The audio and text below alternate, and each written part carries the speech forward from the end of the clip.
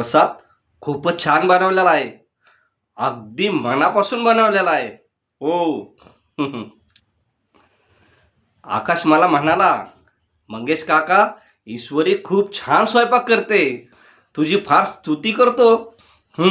आणि लवकरच स्वामींचे दर्शन घडणार आहेत तुम्हाला.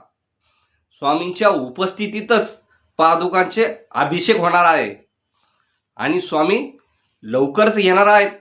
त्याच्यासाठी आकाश मला म्हणाला, काका तुम्ही लवकर जा. आणि हो, तुम्ही सगळे खूप नशिबान आहात. लवकरच सगळ्यांचे नशीब फळफळणार आहे, या घराचे सुद्धा.